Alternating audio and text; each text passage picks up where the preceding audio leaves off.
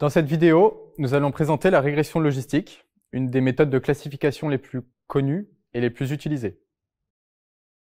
Pour rappel, nous avons une variable cible qu'on souhaite prédire et qui est qualitative. On considère ici qu'il s'agit d'une variable binaire, la classe 0 étant la classe des individus sains et la classe 1, la classe des individus en défaut. Nous avons vu précédemment que modéliser la relation entre la variable d'entrée et la variable cible avec un modèle linéaire n'était pas conseillé, car on risquerait d'obtenir des prédictions qui sont supérieures à 1 ou bien inférieures à 0.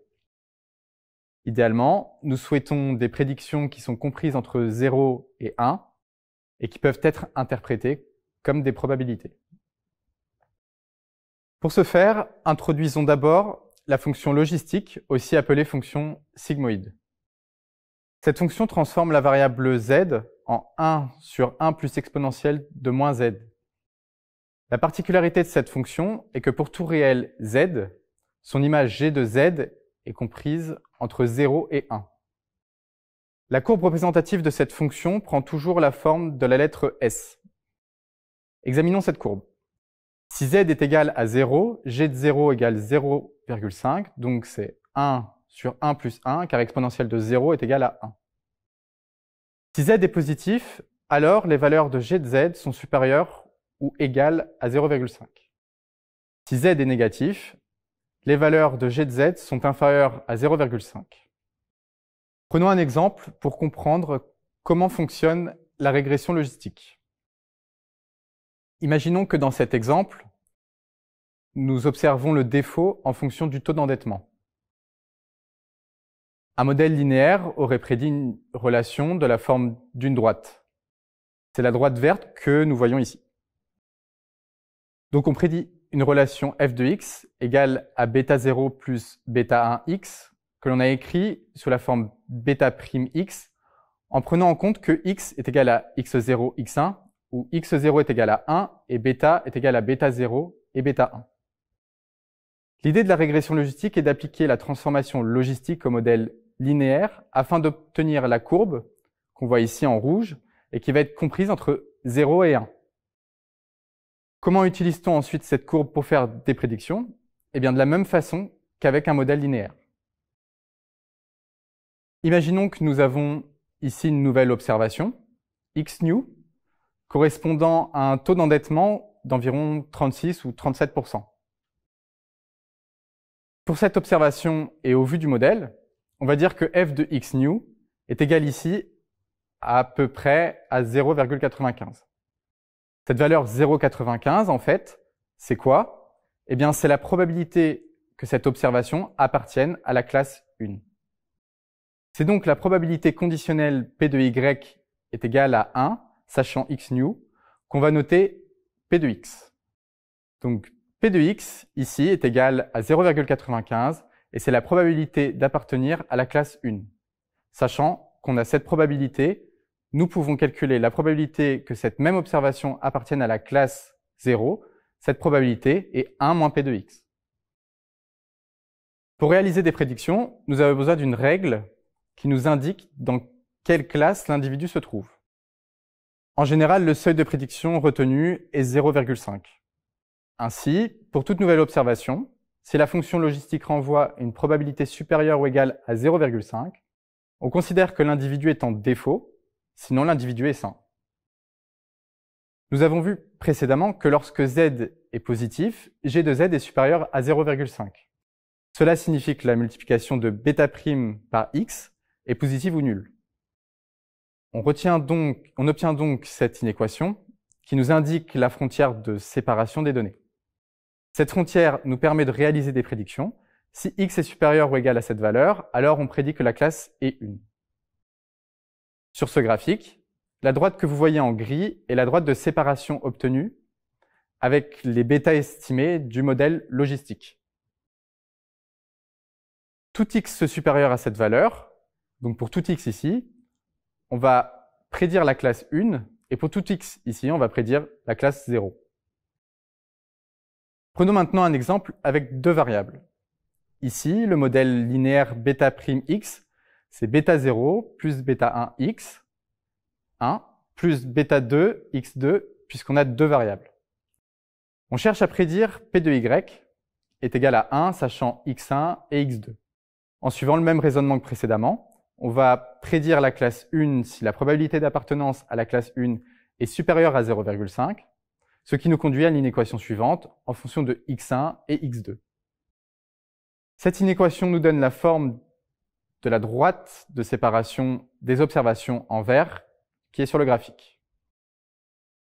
On remarque que la frontière de séparation est linéaire et sépare le plan en deux zones. Ici, nous avons la zone où y est égal à 1 et ici, la zone où y est égal à 0. Si une nouvelle observation apparaît ici, on va prédire la classe 0 pour cette observation. Lorsqu'on a un nouveau point proche de la frontière de séparation, l'incertitude de la prédiction est plus élevée que lorsque le point est éloigné de la frontière. Cela se matérialise par le fait que la probabilité prédite sera plus proche de 0,5. Faisons maintenant quelques remarques sur le modèle de la régression logistique. La probabilité qu'on prédit avec la fonction logistique est appelée le score logistique. Si on divise cette quantité par son opposé, donc si on divise P de x par 1 moins P de x, on obtient cette quantité que l'on appelle la cote ou odds en anglais. Si maintenant on applique le logarithme de cette cote, on obtient un score linéaire. La différence entre les trois métriques est que le score logistique est compris entre 0 et 1. Les cotes sont comprises entre 0 et plus l'infini, donc appartiennent à R+. Enfin, le logarithme des cotes est linéaire et appartient à R. Il est donc compris entre moins l'infini et plus l'infini. Voyons maintenant comment on entraîne un modèle logistique. Il s'agit d'estimer les paramètres de ce modèle, c'est-à-dire les bêtas. Dans le cas où on a une seule variable, il y a deux paramètres, bêta0 et bêta1, à estimer. Dans la figure suivante, la courbe en rouge foncé est la courbe dont les paramètres bêta sont optimisés, et les autres courbes sont les courbes intermédiaires obtenues au cours des itérations de la descente de gradient. Lorsqu'on a plus qu'une variable, donc qu'on a P variables, on va estimer P plus 1 paramètre bêta. Pour estimer les paramètres bêta du modèle, nous allons présenter le problème de façon probabiliste. Nous avons une variable cible qui prend des valeurs 0 et 1. Et nous souhaitons calculer la probabilité que y soit égal à 1, sachant nos observations et nos paramètres. On s'intéresse à la variable aléatoire qui est y, sachant x bêta. Cette variable aléatoire prend deux valeurs, la valeur 1 et la valeur 0. La probabilité que cette variable prenne la valeur 1 est f de x. La distribution de cette variable aléatoire est une distribution de Bernoulli qui dépend d'un paramètre. Ce paramètre est la probabilité que y soit égal à 1. On peut écrire la distribution de la façon suivante. La probabilité de y sachant x et bêta est égale à f de x à la puissance y multiplié par 1 moins f de x à la puissance 1 moins y. Pour s'en convaincre, on peut remplacer y par 0. Par exemple, si y est égal à 0, alors cette quantité est élevée à la puissance 0 et est égale à 1. Et on obtient p de y est égal à 0 est égal à 1 moins f de x, ce qui correspond à notre définition. Une méthode d'estimation des paramètres souvent utilisée dans le monde des probabilités est l'estimateur du maximum de vraisemblance. En supposant que les observations sont indépendantes, la fonction de vraisemblance de la variable aléatoire y sachant x et bêta est le produit des probabilités de cette variable aléatoire conditionnelle sachant les observations xi et yi. En général, plutôt que de considérer la vraisemblance, on utilise la log vraisemblance car elle permet de faciliter les calculs.